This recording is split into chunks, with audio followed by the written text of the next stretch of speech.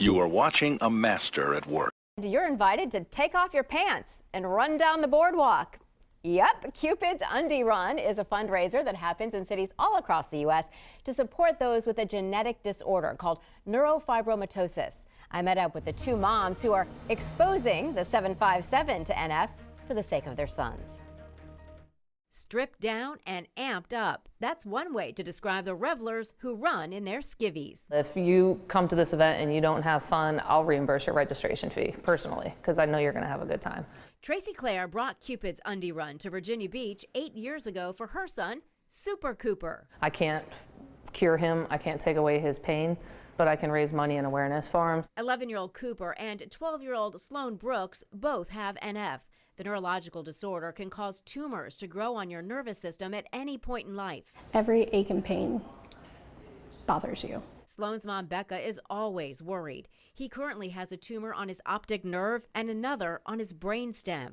That means MRIs every 6 months. Sloan has to be sedated. They have to put his head in a case almost, so he just can't deal with it. It's too much for him. The boys also deal with other effects of the disorder, including autism, anxiety, and depression. Lucky for them, their moms are pretty cool. People with NF, they can't always cover their NF, and so we're out there doing the same thing. We're uncovered, we're putting ourselves out there. They'll be out there on the boardwalk Saturday. I was hoping to be in better shape, but I'll still be in my underwear. Whether it's a bathrobe, boxers, or something a little racier. Oh, Lord. Well, we have to keep it clean. The goal of this get-together and the Children's Tumor Foundation it supports is a healthier bottom line. The Undie Run starts and finishes with drinks at Calypso on Atlantic Avenue. Now, you do have to be at least 21 for this grown-up fun. It runs from noon until 4 tomorrow. If you want to sign up, I put a link to register on wavy.com. You whore. You're a whore, and your mother was a whore, and her mother. Fort Lauderdale Beach today for the first Pride of the Americas parade. The three-day celebration began last night and is already drawing visitors from around the world. The parade featured local law enforcement agencies and other groups, allies of the LGBTQ+ community, and residents of South Florida say they are just happy to be a part of something so very special. Everybody's been nothing but great and kind and loving each other. It's just important to accept everybody in the community for whoever they are. It's always good. It's always important to celebrate Pride, to bring it to the streets, for it to be visible, for people to see it and be able to kind of join in and be part of it. Yesterday, the city of Fort Lauderdale unveiled a massive Pride flag displayed on Sebastian Street off A1A, kicking off the Pride of America's Festival. The celebration is being hosted by Pride Fort Lauderdale, a nonprofit organization that's been up and running for now 46 years. Happy Pride. Stop it. Get some help. Well, there is a hunt underway this midday for a Texas mother accused of leaving her two young kids home alone for nearly 2 months. This happened down in the town of Roman Forest, just north of Houston. Brooke Taylor reports. Inside this home, a nightmare for two young children, 12 and 3 years old. Roman Forest Police Chief Stephen Carlisle says they were abandoned for nearly 2 months. There was no food in the house. Everything was empty. There was some dry beans and some spices is about it. Their mother, Raven Yates, left them in late September, he says. There's been a warrant out for her arrest since December. Investigators say the 12-year-old never told anyone because she was threatened by what might happen to her little brother.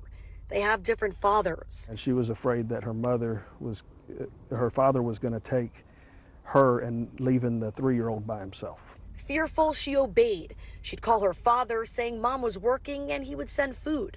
According to police, he's a music producer in California.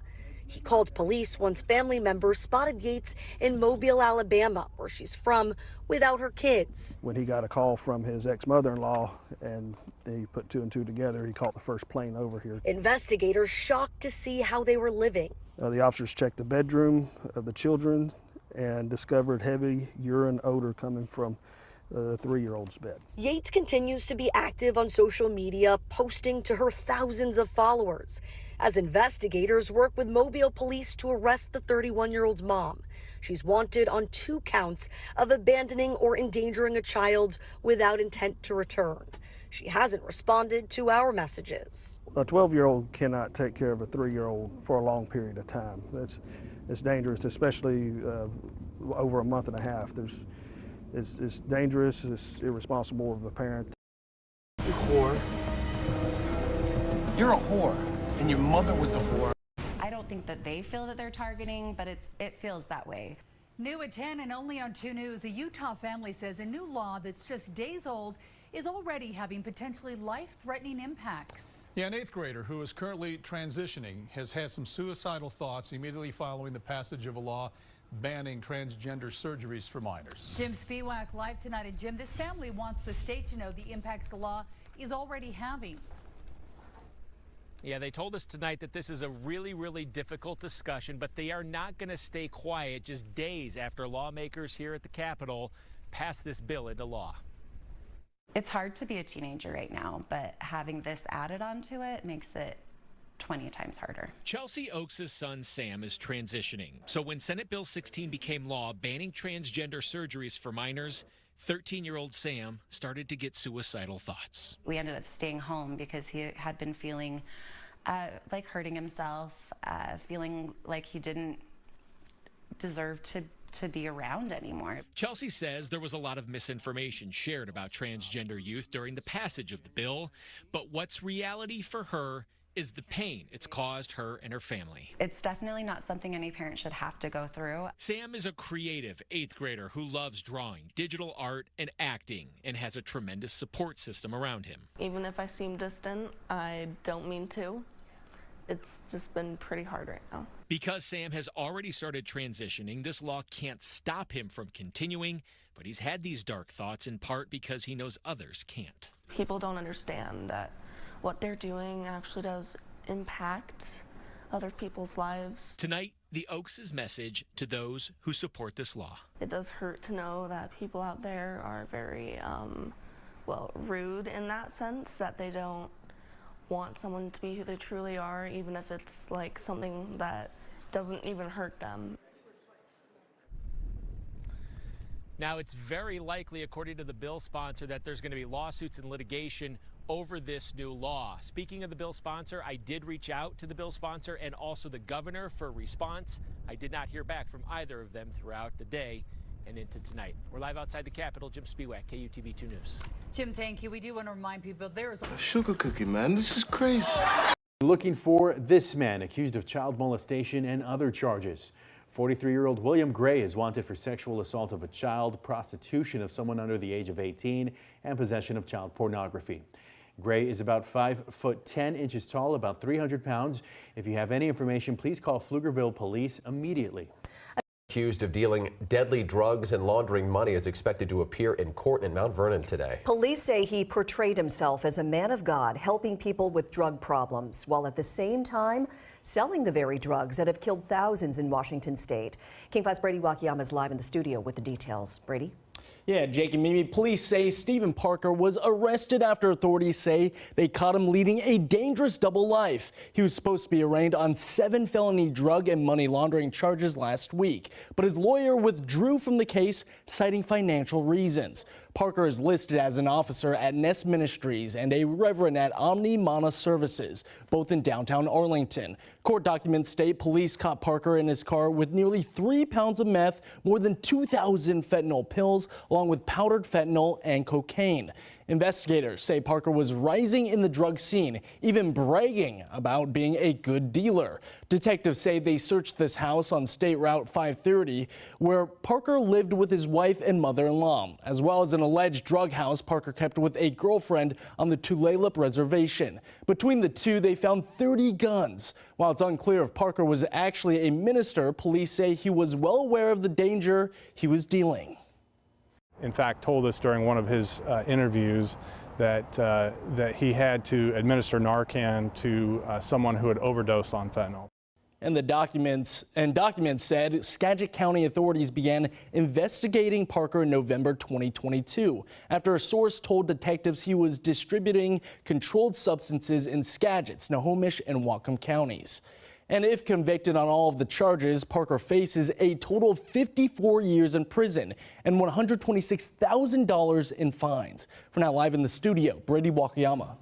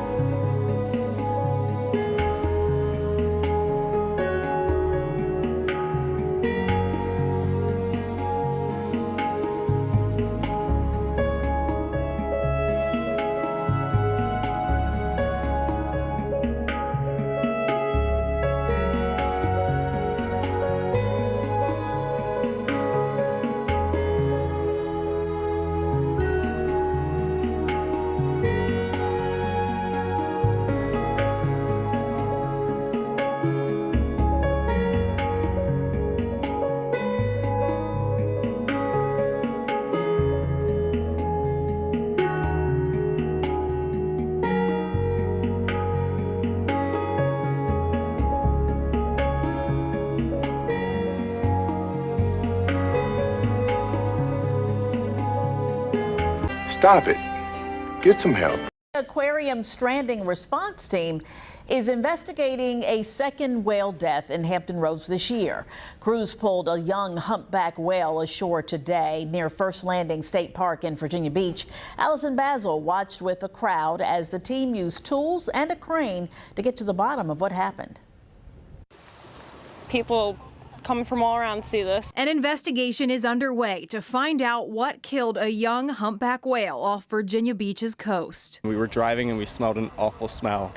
And so then we came here and found it, and it's just very interesting. A curious crowd watched the Virginia Aquarium stranding response team in action not far from First Landing State Park. It's just like CSI, except it's with dolphins and whales. Carol Thompson with the Virginia Aquarium says crews brought the whale ashore after someone spotted it floating near the mouth of the Chesapeake Bay. She says fish attract whales to that area. So we do see whales seasonally here in the wintertime.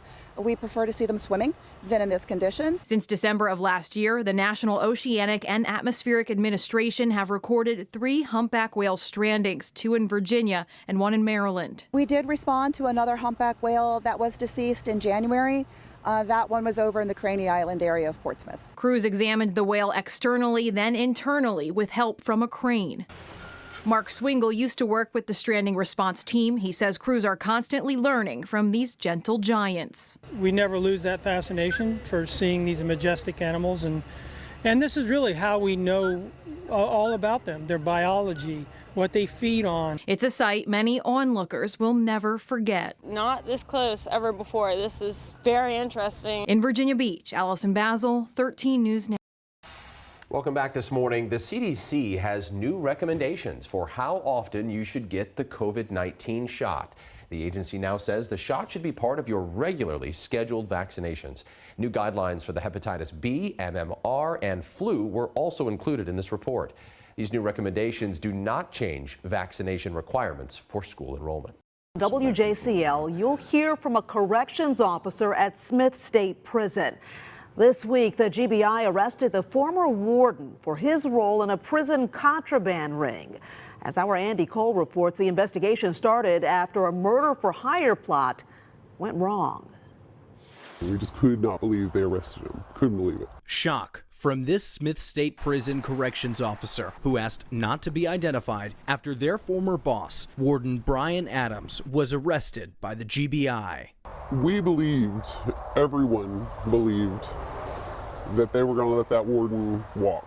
According to his affidavit, Adam took bribes from the notorious Yves Saint Laurent squad. YSL is the gang prosecutors say killed Bobby Kicklighter in the January 2021 botched murder-for-hire plot. His neighbor, a corrections officer, was the intended target.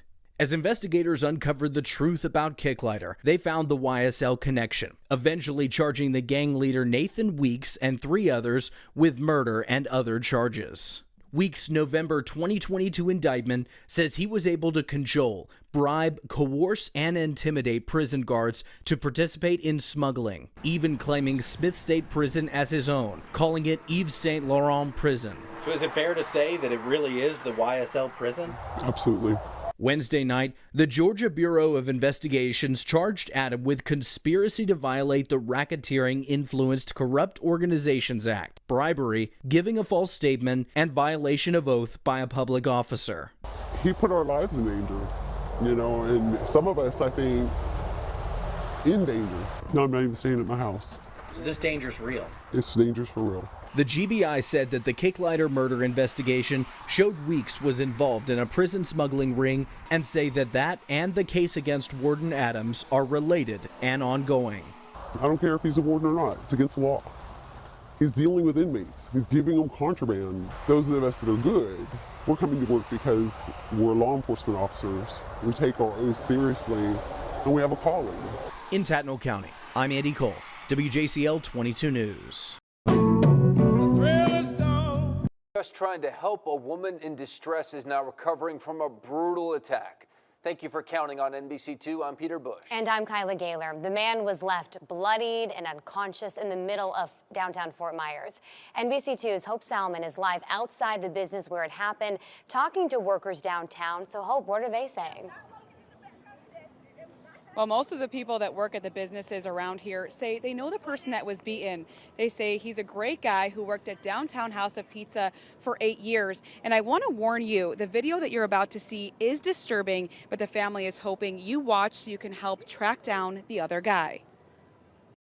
In one of the videos, you can hear somebody that's recording it screaming that they should steal his car while he's unconscious. This is hard for anyone to see, especially if it's your own family getting beaten. He can't eat or drink. He's got probably 30 stitches through his mouth and under his chin, in his face. Her brother was heading home after having a drink in downtown Fort Myers. He was sitting in his car getting ready to leave, and he seen a girl being pulled down the sidewalk by her arm. Her brother chimed in to stop and make sure the woman was okay. He had turned and went back to his car and was about to leave, and the guy that was pulling the girl down the road ran up and started attacking him in the car. People standing around took this video. She says he was attacked twice that night and left unconscious. The ambulance trauma alerted him to Gulf Coast Hospital. He has at least 20 stitches in his mouth and internal bleeding. He was kept in the hospital for 2 days. He was discharged at one point and rushed back by ambulance 4 hours later. She says he has 2 kids under 2 years old. He was trying to do the right thing and make sure that a young girl was okay, and was just brutally attacked. The family is working with police to find the person who did this. If you recognize the person in the video attacking the man, the family asks that you please reach out to police. Live and local in... Stop it. Get some help. Welcome back. Allie, did you know that there's a specific type of tiger who actually enjoys being out in the winter? No, Blake, I did not know that. Well, we're going to find out together. It's called the Sumatran. Did I say that right? Sumatran tigers, and they're native to Indonesia. News 2's Davis Nolan gives us a look at these big cats, and you can find them at the Nashville Zoo.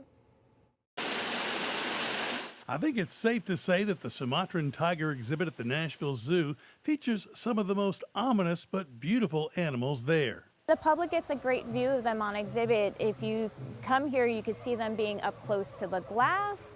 You'll see them far off in the distance, but sometimes they'll be hiding out a little bit if they want a little bit of alone time up. And as big as these cats are, Sumatran tigers are actually the smallest tiger species out there. Females only weigh up to about 200 pounds. Males can get up to 300 pounds. wow, that's big enough for me, but... If you look at the Amur or Bengal tigers, they can get up to like 800 pounds. They have 3 Sumatran tigers at the Nashville Zoo, Frances, Felix, and newly acquired Anne. She'll be making her debut to the public in the near future. And bringing awareness to Sumatran tigers is important because they're on the critically endangered list. Sumatran tigers are pretty much going extinct in the wild. There's only a couple hundred of them left. So having the visitors be able to see them in their naturalistic environment, it actually helps their cause and helps people support them. There's many ways you can do this.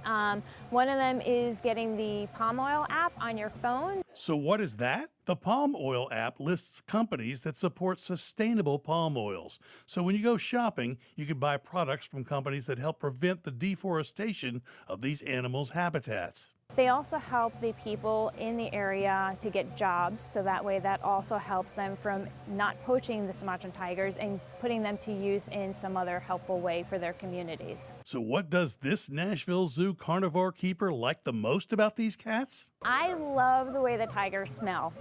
That is one of my major things. Each individual animal we work with has a distinct smell to them, and tigers have, I would say, like a popcorny type of interesting smell to them. But I also love their coloration. So their coat is very beautiful. It's a very orangey coloration to them. And just, I do like their sassiness. They are sassy cats. Sassy, beautiful, and ominous. For this week's Zoopalooza, I'm Davis Nolan, News 2. Paul, grab your undies and head downtown, well, not downtown Youngstown, but head downtown for a great cause this weekend. Hundreds of runners will take the streets tomorrow for Cupid's Undie Race. The race benefits the Children's Tumor Foundation. The race starts at 2 o'clock. Participants are gathering at the south side on West 11th Street in Cleveland for that. You whore.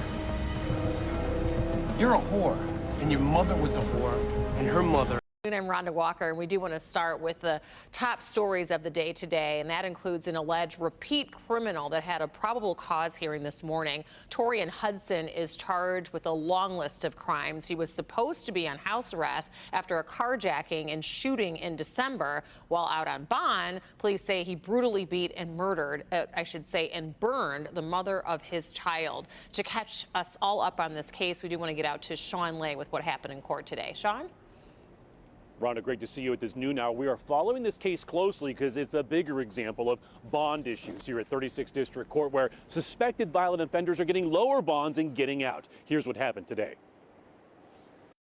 For the state of Michigan versus Torian Hudson. A brief hearing for Torian Hudson this morning. The bottom line, he was remanded back to jail without bond. Hudson had a hearing before Judge Kenneth King, where Hudson retained a new attorney. Hudson's case is a hot-button issue in the city as it relates to bail and bail reform. He is accused of 3 different brutal attacks on young women. And after the second attack, where Hudson allegedly shot a young woman in her throat and robbed her, a judge at 36th District Court actually lowered Hudson's bond. He was able to get out. And then police say he attacked the young mother of his child, who is expecting, and allegedly attacked her mother. That was enough for the Wayne County Prosecutor's Office, who held an emergency bond hearing, putting Hudson in jail for now. Hudson remains in jail, but coming up 5 o'clock, Rhonda, something happened at the end of the hearing. Hudson's mother coming into the courtroom to address the judge. The judge was not having it. Hudson's mother is the person suspected of helping him make a $250,000 bond. So that dramatic piece coming up at 5. Back to you. All right, we'll see you then. So that nigga crazy. Tonight, a former Vermont state trooper under investigation has resigned tonight. State police tell us Giancarlo DiGenova's resignation took effect today, and the former trooper was suspended for allegedly stealing a $14,000 Rolex watch from an evidence room. Police say the investigation is ongoing. And tonight, Berlin. Stop it. Get some help. The department says low levels of toxic chemicals were detected in the Makakilo well. PFAS, a rare or a group of chemicals found in consumer products.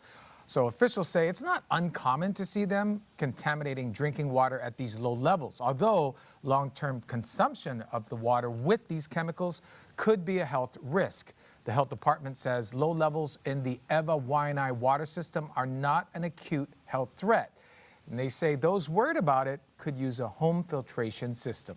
where several students had to be checked out by EMTs after eating THC edibles. One even had to be taken to the hospital. Channel 3's Bryant Reed is live outside Hartford Magnet Trinity College Academy with some new details for us. Bryant. Yeah, there is some new information since we last spoke at 5. So yes, a student did bring in marijuana edibles to school and was handing them out to their fellow classmates. And we now know from Hartford PD that at least 5 students ate those edibles. EMTs were called in to check on all of the students, but only one of them was taken to the Children's Hospital for further evaluation. The rest of the students said that they did not want to go. Hartford Public Schools has told us they cannot release any information about the students involved. So at this time, we don't know if this was in the middle school or if it was in the high school. Now, as for what discipline these students could face, the school system says they will follow the code of ethics. Now, as for Hartford PD, they say that one juvenile summons was issued to a student, and as for the other students, they got to leave school today with their parents. This is an ongoing story, and as we learn more information, we will make sure to bring it to you both on air and on the Channel 3 app. In Hartford, I'm Brian. Thank you so much, Andrew. Well, tonight, we're hearing from the health department, the Shelby County Health Department, about the dangerous chemical from the Sterilization Services of Tennessee facility in South Memphis. Now, we've reported that many people say that a chemical is contributing to medical issues, even cancer, because of that facility. In a new statement, the health department says it's conducting studies to assess the risks to the public. The department says it has also requested the Tennessee Department of Health Cancer Registry to conduct a study of the area near the plant. Those results would be released to the public once complete. Meetings would also be held with people who live in the area about health screenings and treatment resources. And people who live within a half-mile of the plant say they're waiting for the health department to step in sooner rather than later. Fox 13's Kayla Solomon talked to more people who live in that area today. Some people who live in South Memphis say this cancer study is overdue. And although the Environmental Protection Agency is now involved, it could take up to 3 years for something to be done. I mean, I have an issue now of going outside. I have bronchitis, and I can't hardly breathe at times. And my sinus are all messed up. Come outside, my eyes get watery. For people living in South Memphis, some say they've experienced decades of respiratory problems and what they describe as odd smells. I mean, who wants to be outside knowing that this chemical is being released in the air and nobody's doing anything about it? One group that is trying to help is the Memphis Community Against Pollution, or MCAP. Angela Johnson is the director of outreach. She says they sent a letter to the Shelby County Health Department. So the purpose of the letter was to the Shelby County Health Department, asking that the Shelby County Health Officer use his emergency powers to have the Sterilization Services of Tennessee cease operations or discontinue their use of ethylene oxide. The Environmental Protection Agency has learned that ethylene oxide is linked to high cancer rates. The agency says ethylene oxide is 60 times more toxic in children and 30 times more toxic in adults than originally thought. For some of the people living here, the timeline of action is not moving quick enough. It doesn't matter. It's hurting all of us. So do something about it. Don't give them permits. You know that they are doing it. Stop the permits. Let them move. A presentation by the health department is expected next month. Coming up at 10, I'll tell you what else the EPA had to say about the facility in a presentation for 6-year-old man is now in custody, accused of making and detonating explosive devices. That arrest made by Tacoma police and the FBI. While serving a search warrant, investigators say they found these devices partially built along with various supplies and components. Police say that they're working with the FBI's Joint Terrorism Task Force after neighbors reported explosions. So that nigga crazy.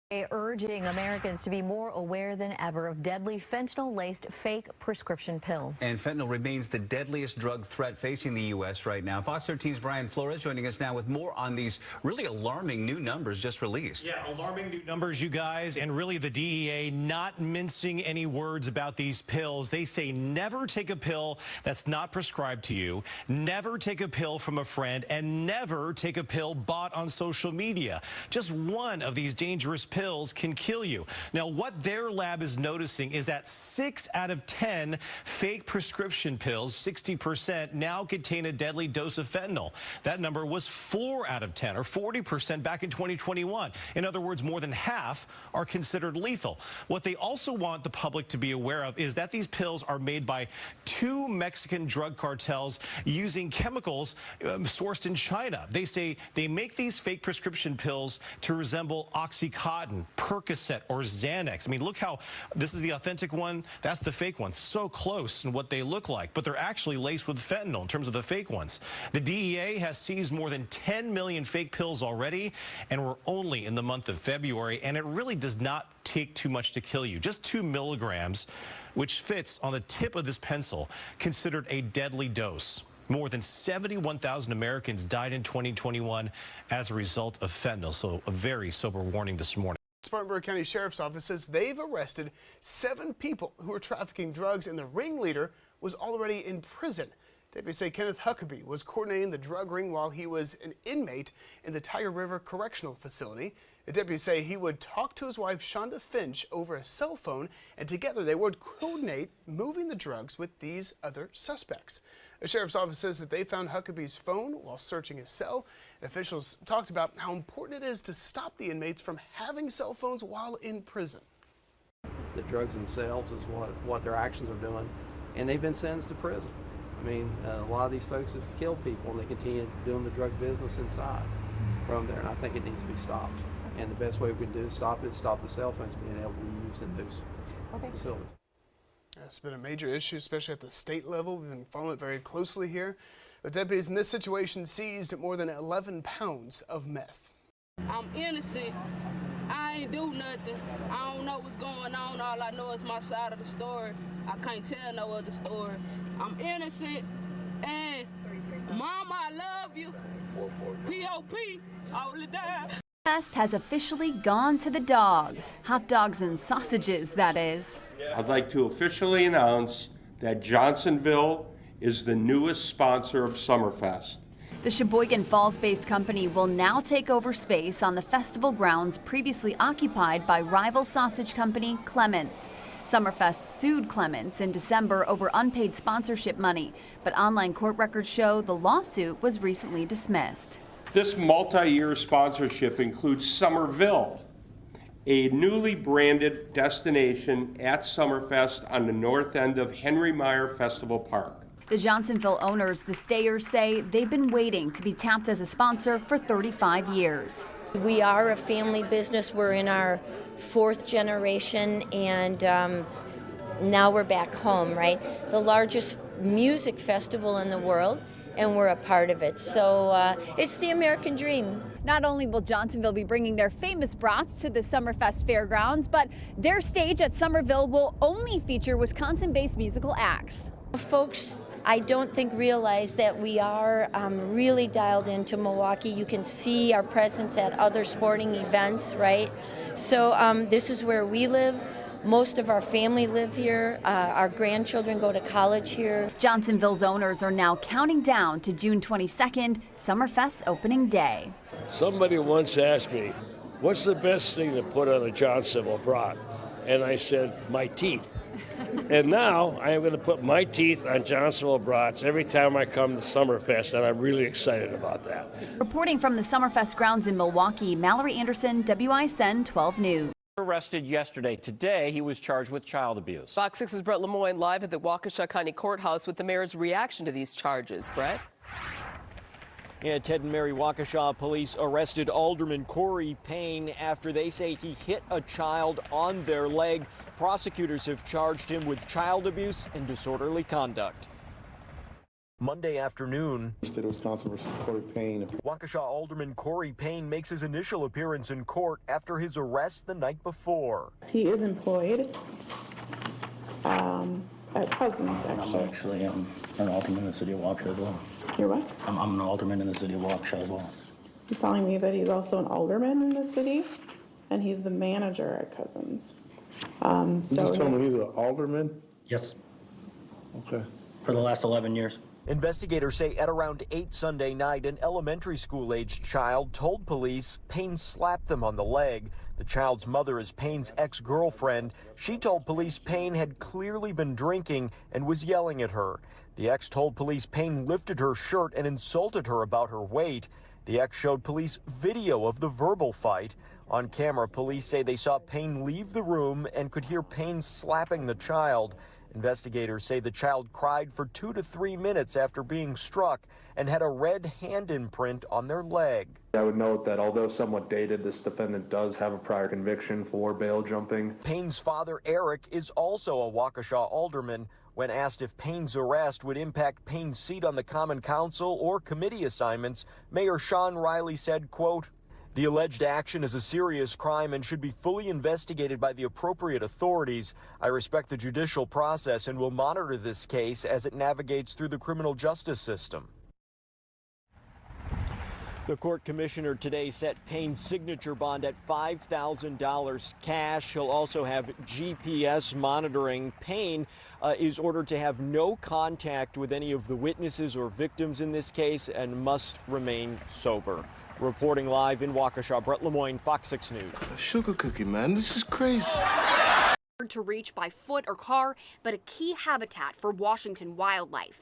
These pilings emblematic of all the past pollutants still corrupting today's waterways. I was back here, I think it was just right around 2019, in this area where we were actually removing a number of derelict vessels. Today's work part of a bigger project. To literally restore this watershed from the trees up in the mountains we see in the background all the way to the seas out to the mouth of Puget Sound.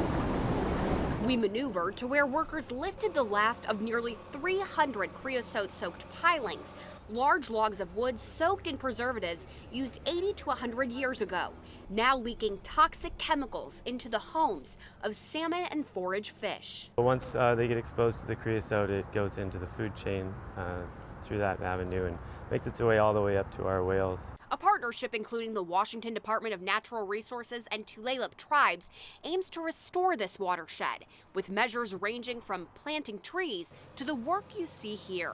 We are the salmon people. We all need to do this together, otherwise it's not going to work. And it's a pivotal time in our history to get this done. If we can put a concentrated amount of effort between our agency, Tulalip, Snohomish County, and other of our property owners, we will actually be able to turn the tide in this watershed with that concentrated focus, restore our salmon, and then we're going on to other watersheds as well. Since 2003, the state says it's removed 56 million pounds of toxic pilings from Washington waterways, with work still left to do. The cleanup that you see underway right now is the final day in that 2-week process. Reporting on the Snohomish Estuary, Erica Zucco. Out of Anderson County, deputies say a man has been arrested for shooting into a home with bullets going into a child's bedroom. And we first brought you this story as breaking news this morning. Deputies say Tyler Glenn was arrested. He now faces domestic violence charges and several weapons charges. The sheriff's office says Glenn is the ex-partner of the woman who lives in a home on Centerville Road and opened fire because he saw another man at the house. The room he shot into was a kid's room. Neighbor says she was shocked by what happened. And I've spoke to them several times. They seem, every time they go somewhere, they take the children in the car, and I was just shocked when anything like this happened this morning. I'm sure she's in shock because they, they seem to get along well. Of course, you don't never know. Now, thankfully, no one was hurt. The incident is still under investigation. Oh! Somebody! Oh! He needs some milk! Crisis in the classroom. A mom posted it. 2 News began asking questions about it. And tonight, a state agency has taken down an educator training video on how to teach gender identity in the classroom. Brian Malahi live on the story you'll see only here on 2 News. So, Brian, what's in the video? Well, among other things, this video webinar, which has been optional to educators over the last couple of years, encourages teachers to wholeheartedly invite students to explore their gender and to have, quote, gender play in classrooms. The instruction taken down after we began asking questions about it.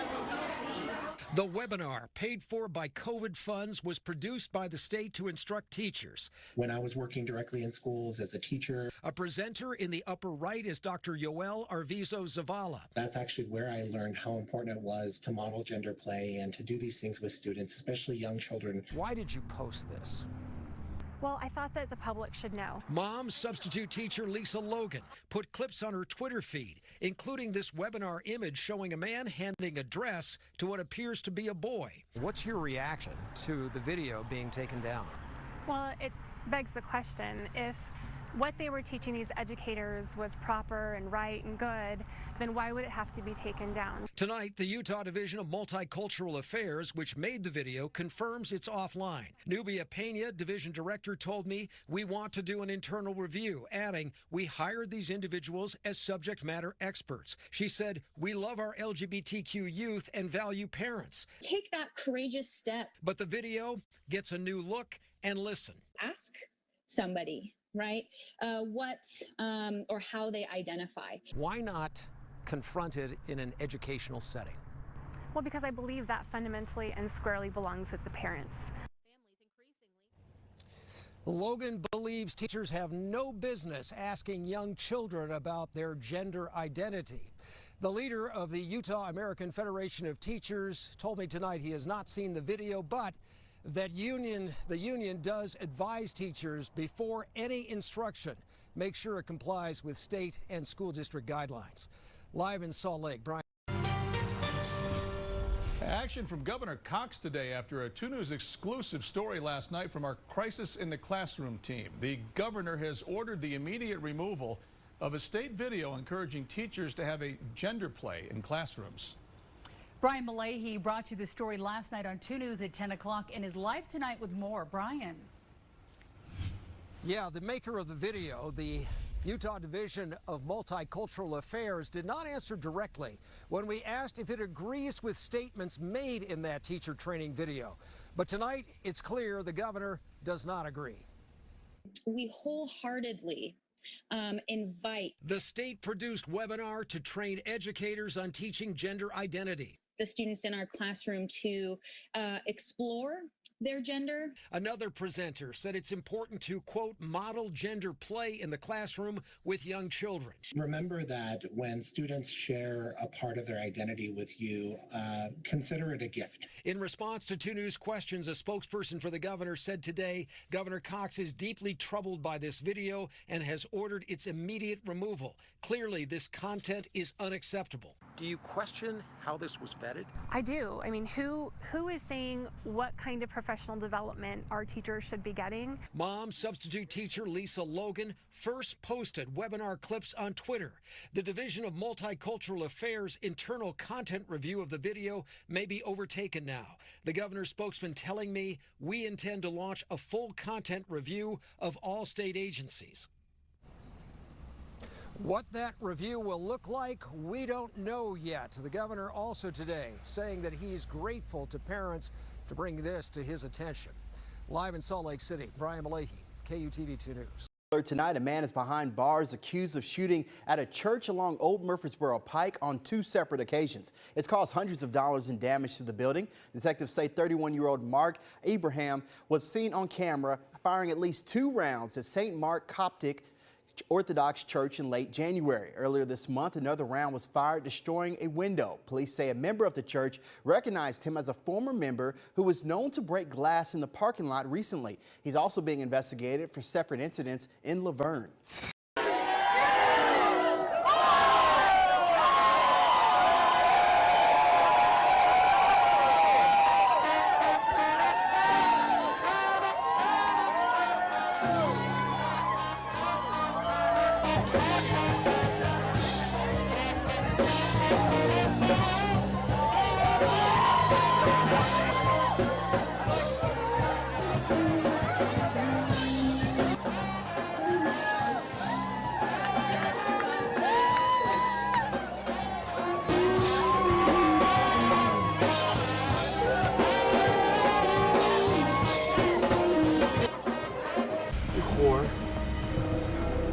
You're a whore, and your mother was a whore, and her mother Students in Lewiston could be excluded from school if they don't meet state vaccination requirements.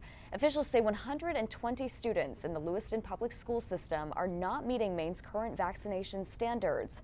Those rules require students to get vaccinated against diseases like chickenpox, measles, and whooping cough, but not COVID-19.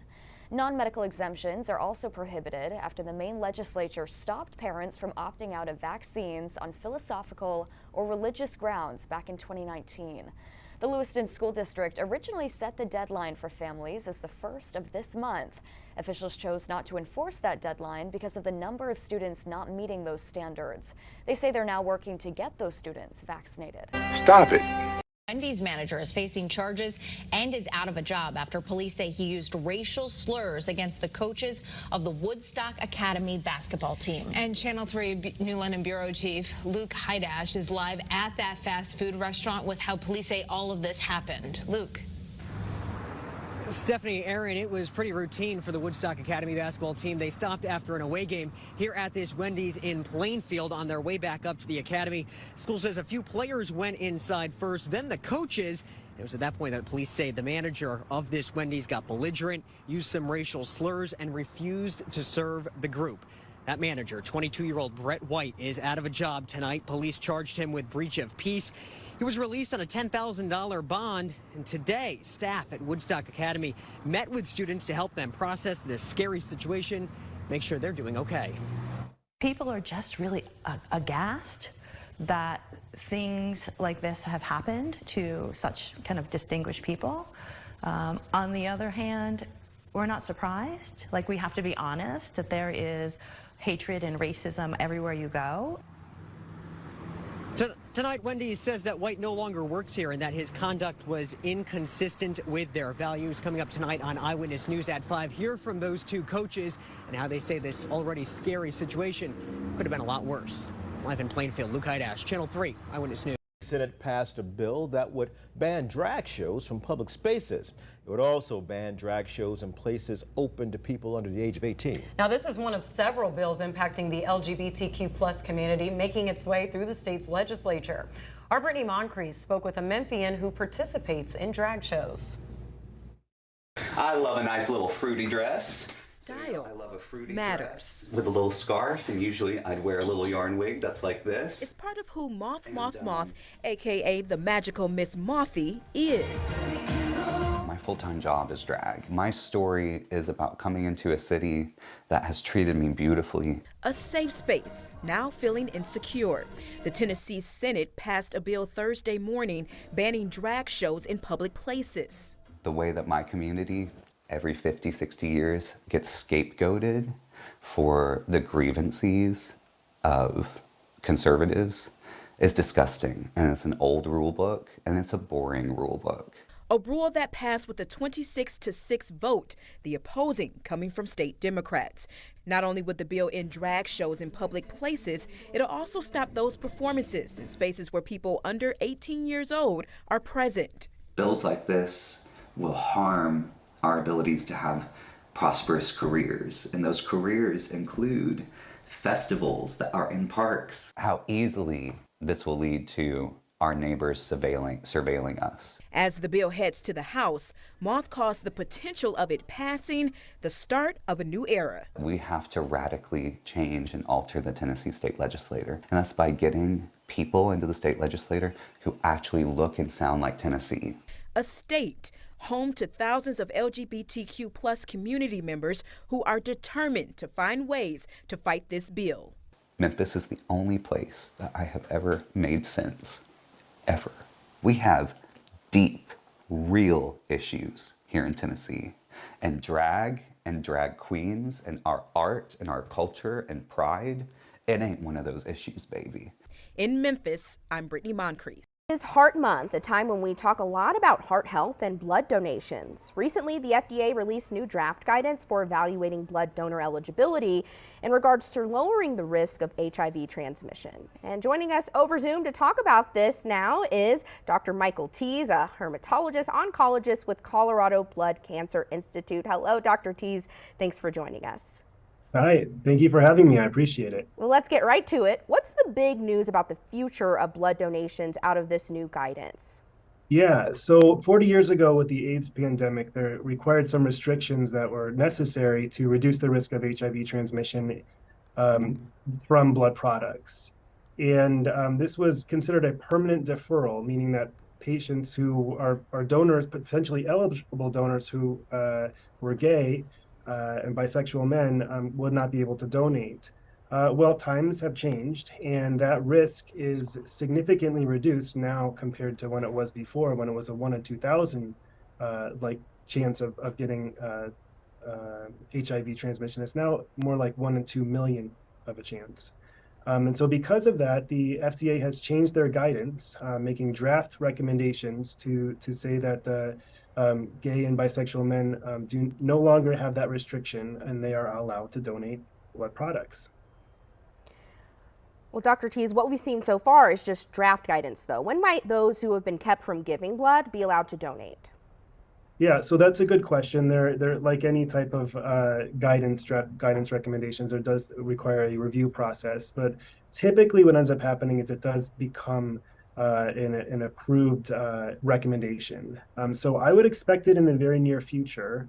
I think anybody who has questions on that, please reach out to your local blood donation center.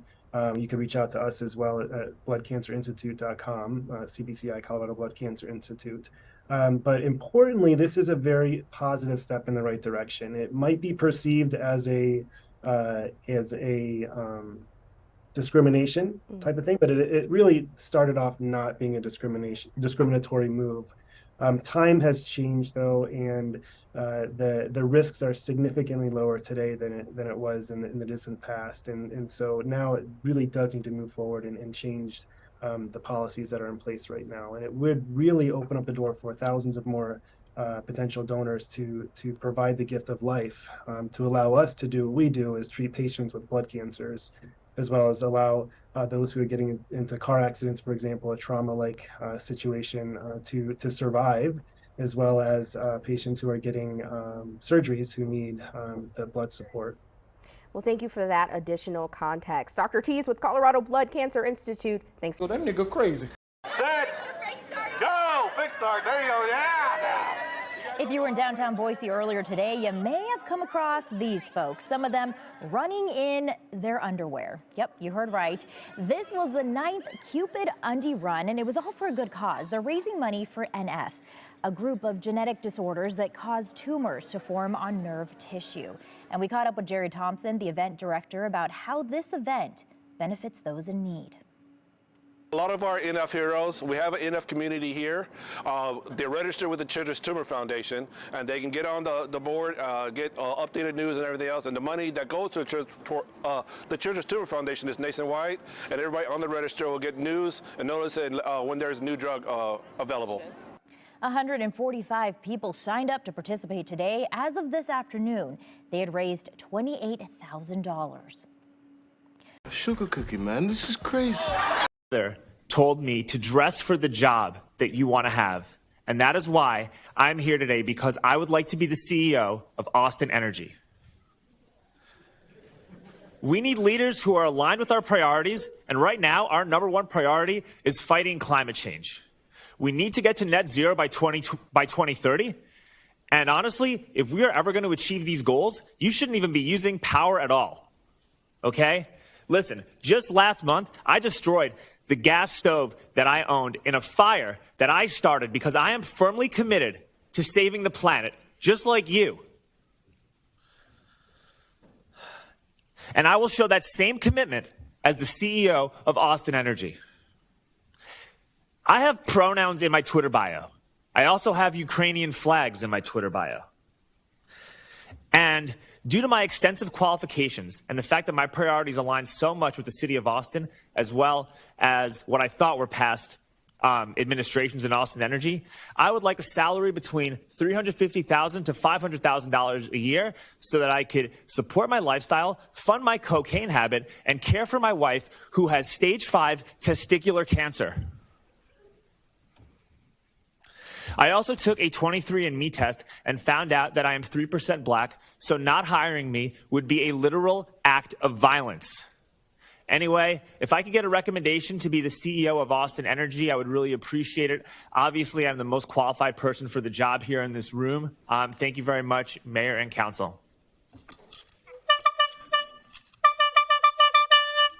Stop it. Get some help.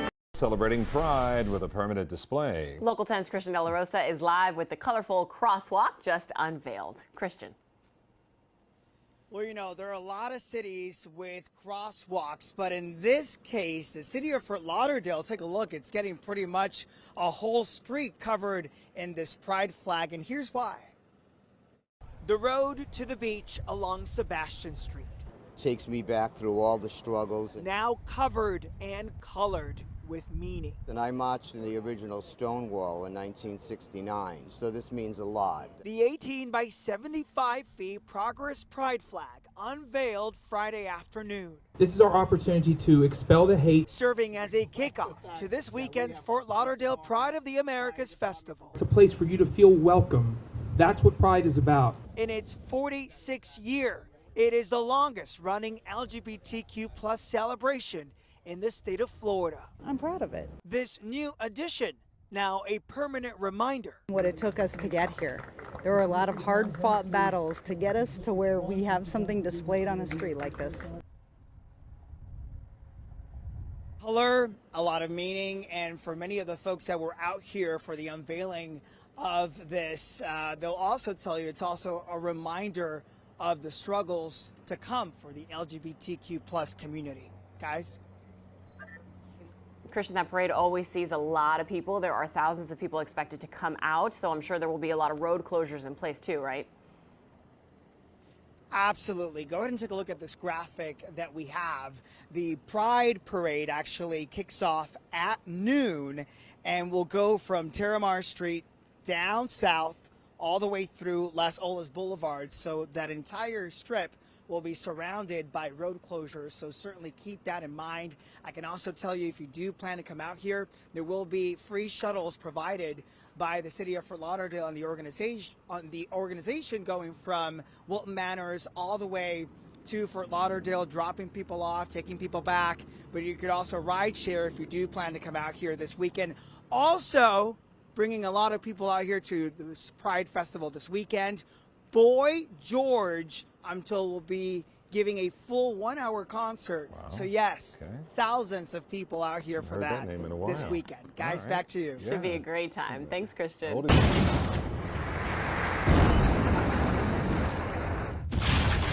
Reports there are ugly accusations about what just happened. An altercation between two players turns into a melee. Both teams' benches cleared, and so did the stands. Fans jumped in. People from Dumont, they jumped in, and then it escalated from there. It happened Tuesday night at Dwight Murrow High School in Englewood in a varsity game against Dumont High. Karan Pitts is a senior power forward for the Dwight Murrow Maroon Raiders. He and others at the game told CBS 2 that white players for Dumont were yelling racial slurs at black members of the Dwight Murrow squad. The N-word, animals, monkeys, you know, that type of stuff. Pitts' father was at the game. He says he also heard those slurs. It's horrible, horrible. These times and days, still dealing with this for years now. As a result of the brawl, the game was canceled in the third quarter. Dwight Murrow High is also canceling the rest of the season for the varsity and JV basketball teams. It's a big blow to seniors like Pitts.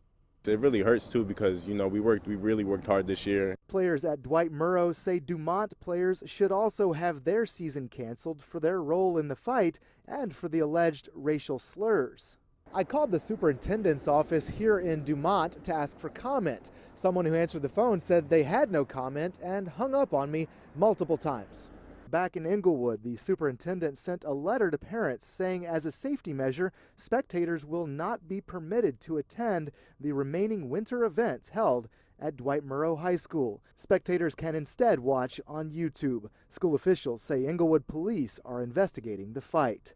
In Englewood, New Jersey, Nick Calloway, CBS 2 News. Stop it. Get some help. the term chairman and other gender references will no longer be used at LA City Hall. That's right. The council voted to move forward with a plan to pull all gender-based references from city code. There are at least 200 instances where city code assumes a male pronoun. They will be replaced with the name of the office or title of the position. Outside, I'm almost a little bit scared, Ty, to toss it out to you. What's going on out there? Well, Margie, typically I'm out here on the Lakeside Renovation and Design weather deck, or our weather people are, I should say, to talk about weather. And, well, it's a little bit different scene this morning. These people are all here for a great cause. They dropped their pants for charity. And it's cold this morning, but it's all for a good cause. We're joined by Colin and Todd this morning. Gentlemen, thank you for being here with us Thank you this for morning. having us. So we have the Undie Run, Cupid's Undie Run. How many years has this been happening in St. Louis? This is year 11 for us. Year here in St. 11. Louis. And it spans how many states? 30 states. Well, yeah, 30 cities. We're in 30 cities. 30 cities. That's great. 36 cities or 30? I'm sorry. 30 cities. Wow, that's great. Now, last February, you guys raised how much money? God, we were close to 75,000 last year, and we're going to try to do 85 this year. Might even do 100 with what you guys are wearing. We're hoping so. So what made you guys decide to take this thing to the next level and join us this morning with no pants on? Well, we like to bring hilarity to charity and do anything for a good cause. We drop our pants to raise money and raise attention for neurofibromatosis and the Children's Tumor Foundation. So it's going to a great I'll let cause. Colin tell you a little bit more about the Children's Tumor Foundation and neurofibromatosis. Yeah, so NF is a genetic disorder, and it causes tumors to grow across the nervous system. It can be very painful or very deformative, and so the money we raise goes towards finding a cure for NF. In particular, we've raised about $65,000 thus far this year. We'd love to get to that $85,000 goal, so anything you can do would help. You see these guys with no pants, let's make it an even 100. Why not? Woo! Yeah! So where can people go to sign up if they haven't already? Cupids.org. You'll find St. Louis in the mix. We're at Ballpark Village tomorrow. The doors open at noon. The brief run is at 2, and then we party on. It's more of a party, less of a run. It's a brief run, only a mile. And if you're not a big runner and you just want to stay inside the bar, the lines get shorter when the runners go outside. We close the party at 4. This year, our presenting sponsor is Tito's, Love Tito's, and our underwear sponsor is MeUndies. In fact, they've got a pair for you of this year's underwear. Well, I'll put these on later. You're our honorary first person to receive this year's T-shirt. Every time people donate and join us as a runner, if they raise $100, they get the I Drop My Pants for Charity T-shirt. So you're the very first one to get that. Thank you very much. I'm happy. Let's go towards a great cause. We love a good T-shirt, a good pair of briefs as well. Real quick, how many teams or people can you expect at this event? We have 17 teams right now and about 235 people registered. Wow. So we'd love to get to 300. Yes, we would. 300, still just sign up late, show up at the site. Now you can find all the information on our website about these people who are braving the cold for a good cause at foxynow.com. It's not too bad this year. It's going to be really pretty nice. It's not, and this is all, they're doing it legal. No pants, legal. So everything's covered. You're good. All right. You're good. Thank you, Colin. Thank you, Todd, for joining us. Thank you We'll be for back having with us. more Foxy News in the morning at 8. Mother is wanted by police in 2 different states tonight after investigators say her 2 young children were found in deplorable living conditions. The 12 and 3-year-old were left alone to fend for themselves for nearly 2 months. ABC 13's Brooke Taylor is live outside the home where all of this happened. Brooke? Yeah, all of this really hard to believe. Now, the mom left about a few months ago, but they moved into this home a year ago, and the children were never enrolled in school in Texas. So officials tell me it was really easy for all of this to just go unnoticed. Inside this home, a nightmare for 2 young children, 12 and 3 years old. Roman Forest Police Chief Stephen Carlisle says they were abandoned for nearly 2 months. There was no food in the house. Everything was empty. There was some dry beans and some spices is about it. Their mother, Raven Yates, left them in late September, he says. There's been a warrant out for her arrest since December. Investigators say the 12-year-old never told anyone because she was threatened by what might happen to her little brother. They have different fathers. And she was afraid that her father was going to take her and leaving the 3-year-old by himself. Fearful, she obeyed. She'd call her father, saying mom was working and he would send food. According to police, he's a music producer in California. He called police once family members spotted Yates in Mobile, Alabama, where she's from, without her kids. When he got a call from his ex-mother-in-law and they put 2 and 2 together, he caught the first plane over here. Investigators shocked to see how they were living. The officers checked the bedroom of the children, and discovered heavy urine odor coming from the 3-year-old's bed. Yates continues to be active on social media, posting to her thousands of followers as investigators work with Mobile police to arrest the 31-year-old's mom. She's wanted on 2 counts of abandoning or endangering a child without intent to return. She hasn't responded to our messages. A 12-year-old cannot take care of a 3-year-old for a long period of time. It's dangerous, especially over a month and a half. It's dangerous, it's irresponsible of a parent. Now, Yates also has a 14-year-old girl. She was reported as a runaway around the same time when police say she left the younger children. Tonight, though, police tell me all 3 children have been reunited. They are safe and they are with a family member in Alabama. We are live in New Caney. I'm Brooke Taylor, ABC 13 Eyewitness. You whore. You're a whore, and your mother was a whore, and her mother.